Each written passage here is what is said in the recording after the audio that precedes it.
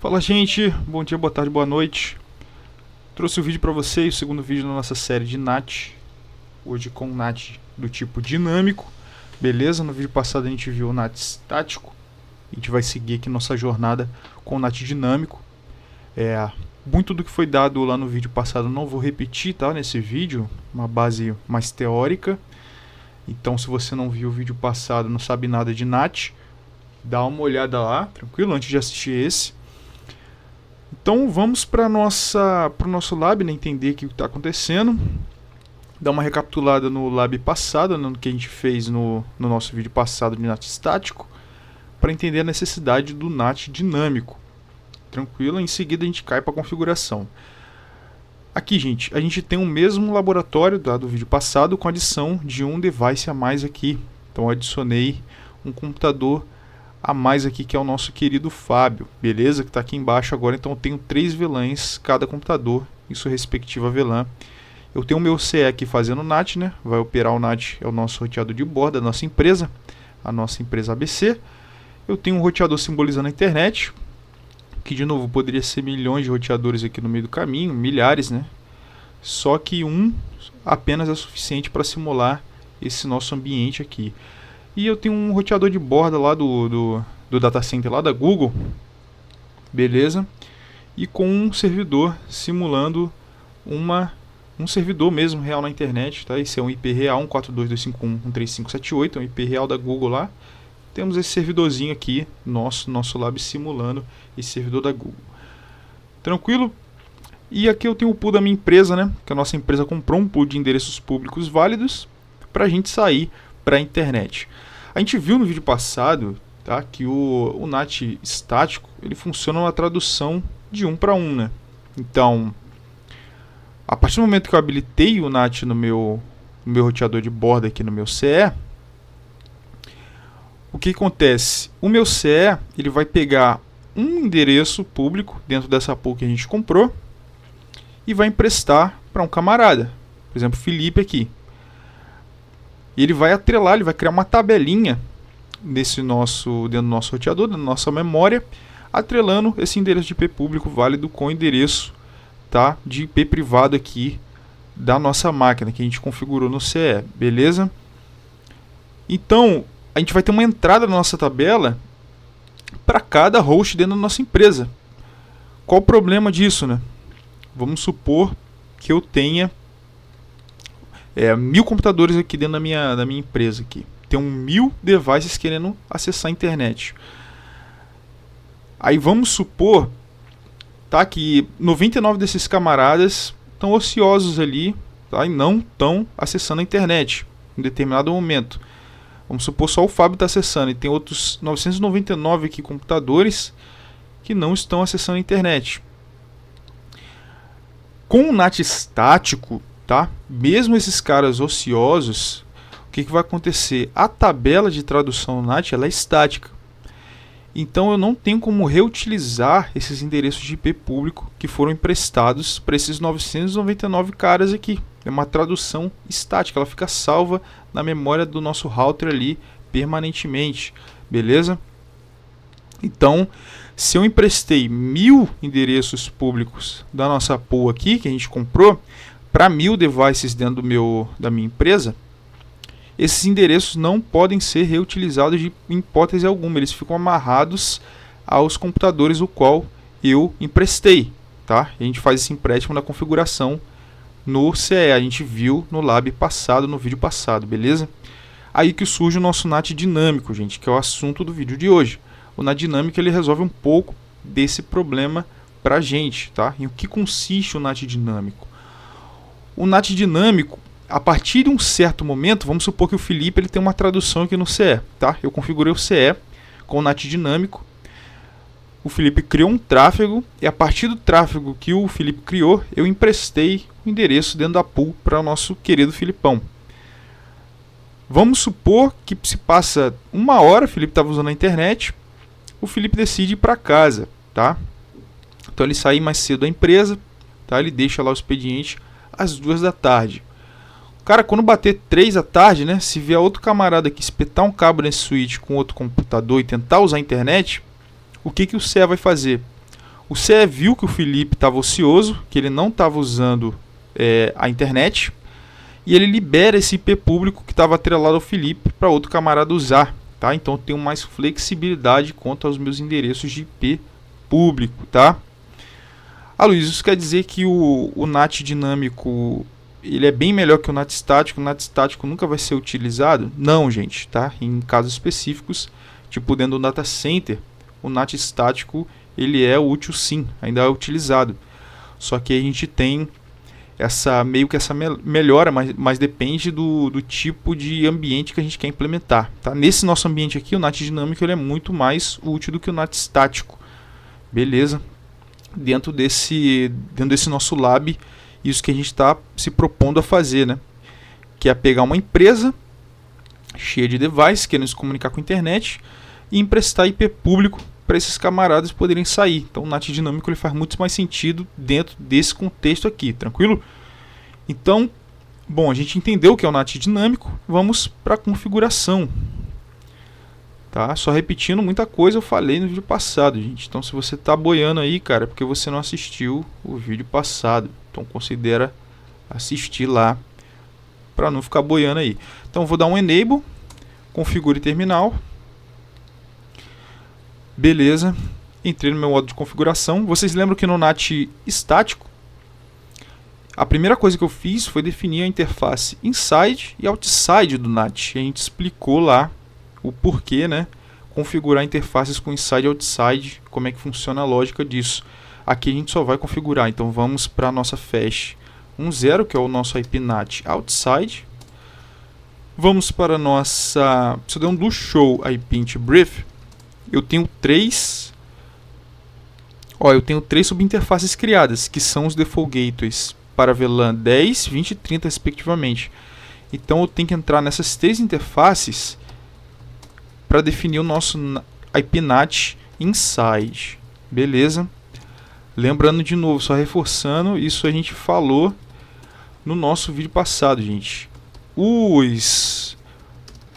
IP NAT inside, ele tem que ser se você está usando subinterface, o IP NAT inside ele tem que ser aplicado nas subinterfaces. Não vai aplicar o NAT inside na flash 00.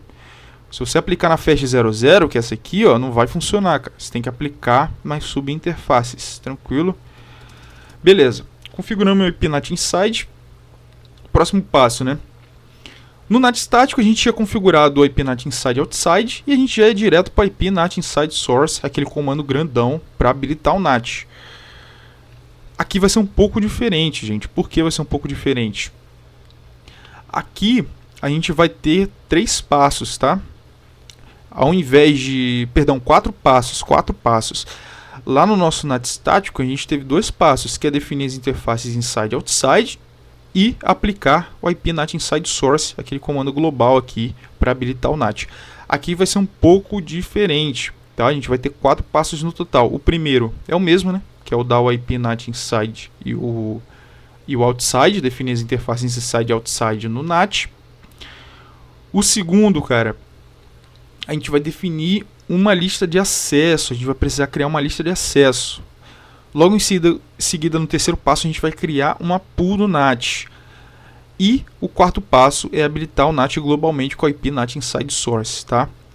Então vamos para o segundo passo, que é criar a nossa access list. E eu já vou explicar o porquê dessa access list, tá? Então vamos dar uma IP access list standard 1, tá? Tô naquele modo mais moderno aqui de configuração de access list, que eu entro no modo aqui, então config std de standard e na de access list aqui, beleza? Então entrei no modo.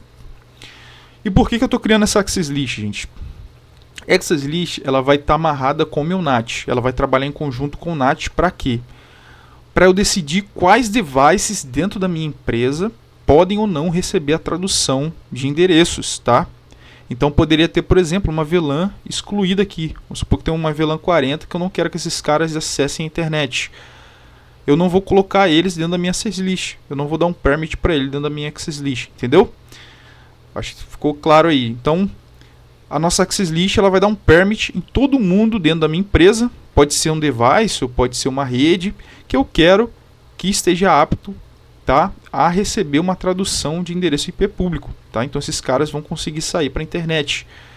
Então o que eu vou fazer aqui? Eu vou dar um permit 192.168 para VLAN 10 com 255. Vou dar o mesmo permit para VLAN 20 e o mesmo permit para VLAN 30. Beleza? Se eu der do show access list, você vê que eu tenho minha lista de acesso configurada já bonitona. E essa lista de acesso a gente vai amarrar já com a nossa, com o nosso NAT, tá? No comando global. Então configuramos ela, passo 2 tá feito. Passo 3, vamos configurar a nossa pool do NAT, tá? Então, quando o pessoal da nossa empresa quer se comunicar com a internet, eles mandam o tráfego para o CE. A primeira coisa que o CE vai fazer, o CE vai verificar se aqueles caras eles podem usar o NAT. Lembra? A gente acabou de configurar uma CL para isso. Então, beleza, ele vai receber o tráfego do Felipe. O Felipe vai dar match nessa nossa primeira linha aqui da CL.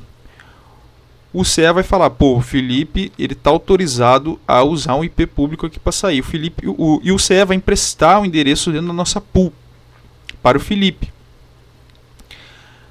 Só que a pool a gente precisa configurar, né? Antes do CE emprestar o endereço, o CE precisa saber qual endereço ele tem que prestar. Então é isso que a gente vai configurar agora. Os endereços, que é a nossa pool do NAT, que são os endereços de IP público válido que a gente vai emprestar para essa galera que passou, tá? Conseguiu passar pela access list, foram autorizados a pegar o endereço de IP emprestado. Então vamos dar um IP NAT. O comando é esse, ó, IP NAT pool.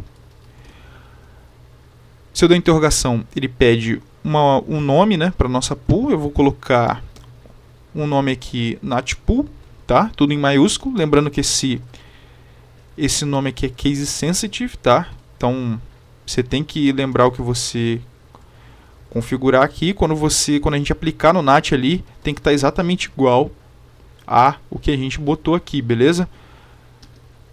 Se eu der interrogação, ó, ele pede o nosso start IP address, tá? Então o que acontece? A nossa empresa ela comprou do 150.150.150.0/24, onde o último octeto aqui vai do ponto 1 até o ponto 254. Isso é aula de binário, viu, gente? Em IP. Eu sei que ainda não dei no canal aí. Se vocês quiserem o vídeo, eu posso fazer uma videoaula sobre. Mas, aplicando o cálculo aqui rápido, a gente vê que o nosso primeiro IP válido é o ponto 1 e o último é o ponto 254. Só que a gente vai fazer o seguinte, ó. Como tem 3 devices aqui na nossa rede da nossa empresa ABC, e eu quero mostrar para vocês o endereço expirando, eu quero mostrar para vocês que a gente pode reutilizar o endereço público em outro device. Eu vou usar apenas 2 endereços de IP válidos dentro dessa nossa pool. Mesmo que a gente tenha do 1 até o 254, eu vou usar só 2. Como é que eu faço para usar só 2? Eu vou dar um 150.150.1, que é o nosso primeiro endereço de IP válido dentro da pool que a nossa empresa comprou. Se eu der uma interrogação, ele pede o end IP address, que é o último. Então eu vou dar um 150.150.2, tá? E dessa forma eu só tenho esses 2 endereços de IP. Se eu botasse 254 aqui, o que a minha NAT pool faria? Ela pegaria todos os endereços compreendidos entre 150.150.1 e 150.150.254, tá? Que seriam 254 endereços válidos aqui que ele pegaria, beleza? Mas eu só quero 2. Se eu der interrogação, ele pede a nossa máscara. Eu posso dar um netmask o 24 mesmo, tá? Então beleza, nosso comando está feito. IP NAT pool, o nome da nossa pool, que vai ser, eu coloquei um nome genérico aqui, tudo em caixa alta. NAT pool, nosso primeiro endereço de IP válido, no qual a gente vai emprestar, o nosso último e a máscara que a gente escolheu. Beleza? Se eu der interrogação aqui, ele pede, tem mais um parâmetro aqui opcional para configurar, mas a gente não vai configurar, tá tudo feito aqui. Então configuramos nossa pool do NAT E o nosso último passo, então o terceiro passo a gente completou aqui. Vamos para o último passo, que é configurar o NAT finalmente, que é aquele comando que a gente já conheceu no vídeo passado, na aula de NAT estático, que é ipnat inside source. Beleza? Sempre começa assim o comando. ipnat inside source. Se eu der uma interrogação... antes disso, gente, deixa eu só mostrar para vocês uma coisa aqui do show ipnat translations. Eu tenho que dar um... eu tenho um lixo de configuração, rapidamente, ó. Você vê que minha tabela de traduções do NAT, ela tá populada. Se eu dar um do show run pipe section NAT, a gente tem um lixo de configuração do lab anterior, do NAT estático que a gente fez. Então vamos remover esses caras, né?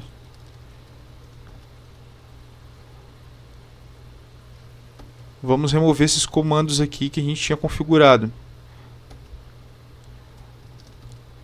Tá? Se eu der um do show run pipe section NAT agora, e um do show NAT translations, do show ipnat translations, tá? Minha tabela de tradução, ela tá apagada. O que eu quero mostrar para vocês aqui?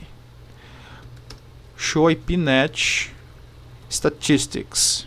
Beleza. Aqui no show ipnat statistics, nesse comando, ele mostra algumas coisas interessantes pra gente. As interfaces, né, outside e as interfaces inside. Ele mostra o contador hits e misses, que eu vou falar daqui a pouco. E era para ele mostrar aqui os endereços maximum allowed, used. Tá, eu acho que ele vai mandar depois que a gente gerar o tráfego. Então vamos continuar nossa configuração, tá? Depois eu volto aqui para mostrar para vocês o que eu queria mostrar. Então vamos lá, ipnat é o nosso quarto passo, inside source. Se eu der uma interrogação, você vê que ele mostra algumas coisas pra gente.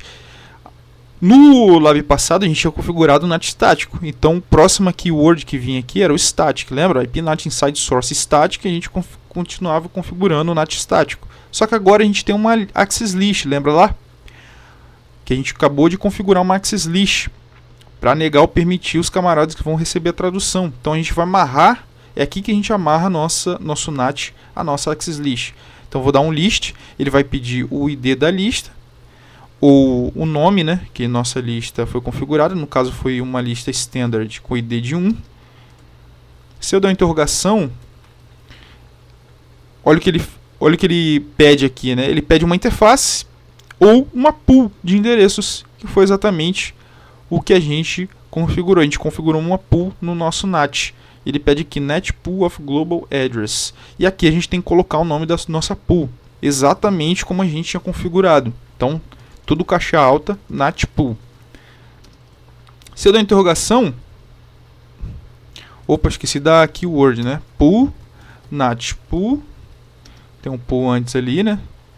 Se eu der uma interrogação, ele me mostra algumas outras coisas aqui que não são necessárias no NAT dinâmico. Então, no final das contas, esse é o comando que a gente precisa para configurar o NAT dinâmico. ipnat inside source, a nossa lista, o ID da nossa lista, pool e o nome da nossa pool. Tá? Vamos dar um enter.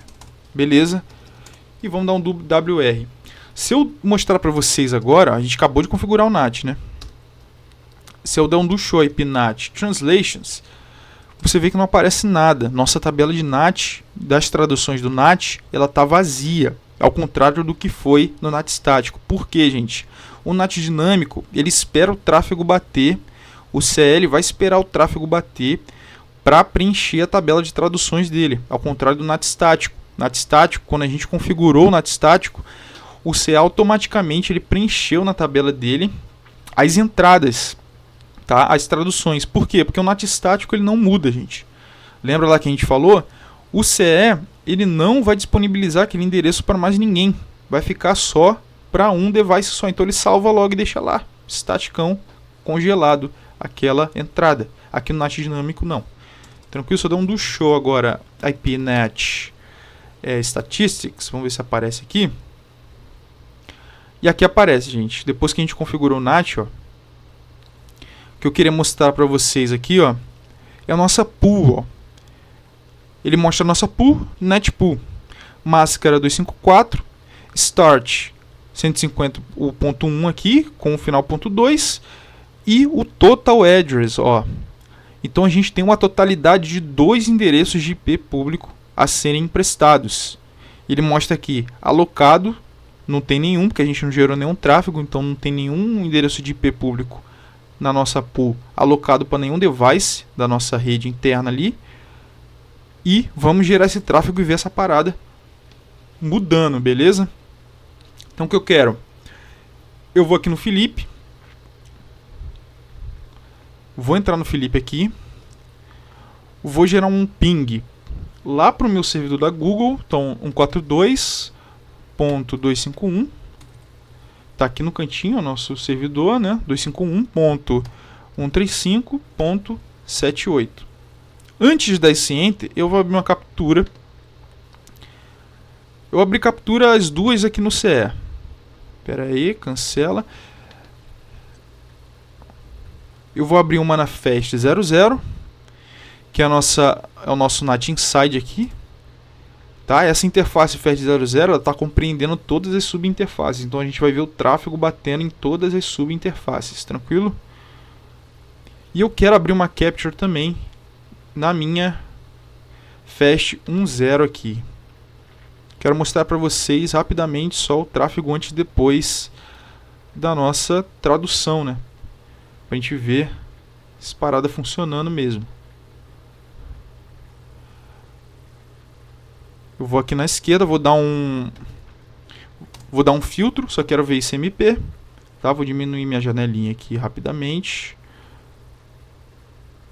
Vou aqui também, vou aplicar o filtro de CMP.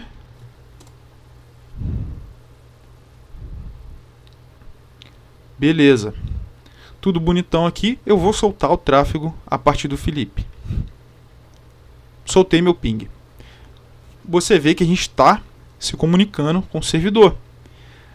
Boa notícia. O NAT está funcionando. Que você lembra lá no nosso lab passado, no nosso vídeo passado NAT estático, que o tráfego ele não funcionava sem o NAT, tá? Porque aqui está simulando mesmo um backbone de internet. A internet não tem rota de volta para IPs privados, de classe privada. A gente viu isso na aula passada, beleza? Se eu for no meu CE agora e eu der um do show IP NAT Translations, olha as entradas que eu tenho aqui, cara. Eu tenho uma pancada de entrada aqui para o nosso Felipe. E você vê, ó, que o Felipe, que é 192.168.10.1, ele está se utilizando do 150.150.1, que é o primeiro endereço de IP válido dentro da nossa pool do NAT. Então está funcionando tudo do jeito que a gente queria. Beleza. Se eu der um do show IP NAT Statistics, a gente vê que alguns contadores eles já mudaram aqui. Por exemplo, o allocated aqui foi para 1. Mostrando que 50% da nossa pool foi preenchida. Então a gente tinha uma pool de 2 endereços, a metade de 2 a 1, 50%. Então metade da nossa pool ela foi preenchida. A gente tem um contador muito importante aqui, que é o misses, tá? Que é muito importante em troubleshooting, a gente vai falar dele já já. E a gente tem um contador aqui em cima, ó. Opa! Que é o hits. Então eu tive 10 tráfegos vindo do Felipe. O que esse hits quer dizer aqui, né, no nosso IP, show IP NAT, show IP NAT Statistics, né? Esse hit quer dizer que eu recebi 10 tráfegos vindos do Felipe. E esses 10 tráfegos eles passaram na minha CL ali e houve a tradução. Beleza? Eu acho que é isso. Vamos... deixa eu ver se tem alguma coisa mais que eu quero mostrar. Não, só quero mostrar para vocês então o misses já nessa nossa saída aqui. Então vamos para o... Vamos rapidamente aqui para a nossa captura. Essa é a captura da nossa subinterface. A gente vê aqui, ó, que quando ela bate na subinterface aqui do CE, quando o CE recebe tráfego do Felipe, qual o source? 192.168.10.1, em direção ao servidor da Google. Quando esse tráfego quando o CE ele manda esse tráfego para a internet através da Fashion Zero, o que a gente vê aqui? A gente vê que magicamente, tá, o source agora é 150.150.1, mostrando justamente que o nosso CE ele mandou esse tráfego para a internet com outro source no IP aqui. Ele mudou a origem, que é a finalidade do NAT. Beleza? O que eu quero fazer aqui agora, gente? Eu vou gerar um tráfego da Daniela também, tá? E vou mandar um ping lá para o nosso Google Server. E o que eu quero mostrar para vocês agora, ó, 251.135.78. Vou dar um Enter. A gente está conseguindo se comunicar. Se eu for no meu CE, vou abrir o meu CE aqui, ó. Vou dar um do show IPNAT Translations. E a gente vê o seguinte, ó. A gente vê que a tradução do Felipe ela já foi armazenada na nossa tabela de traduções, tá? Isso aqui é a entrada do Felipe, do tráfego que a gente gerou antes da Daniela, tá? Então o Felipe ele está saindo com o 150.150.1. A Daniela, aqui mostra todos os tráfegos gerados pela Daniela, né? Foram 5 ICMP e 5 repetições. Aqui embaixo a gente tem um tráfego, a tradução permanente aqui, permanente entre aspas, né? Que vai ter um tempo. Mas você vê que a Daniela, que é o 20.1, ela pegou o 150.150.2. Se eu der um do show IPNAT Statistics, você vê o seguinte, ó, allocated 2, 100% da nossa pool foi preenchida. Então a gente não tem mais endereço de IP disponível na nossa pool para sair para a internet. E aqui que é a chave para entender o NAT dinâmico. Porque se eu abrir o Fábio, eu vou deixar essa galera aberta. Se eu abrir aqui o PC do Fábio, ó, e vou soltar um ping lá para o servidor da Google também. 251.135.78. Você vê que eu não consigo, cara, me comunicar. E por que eu não estou conseguindo, gente? Vou voltar aqui no Fábio. Por que eu não estou conseguindo me comunicar? Simplesmente porque minha pool no meu CE está cheia. A minha NAT pool, que eu tinha 2 endereços de IP público disponível aqui, eu emprestei já para o Felipe e para a Daniela. O NAT dinâmico, ele leva um tempo até eu expirar essa entrada. Isso depende da ociosidade dos dispositivos.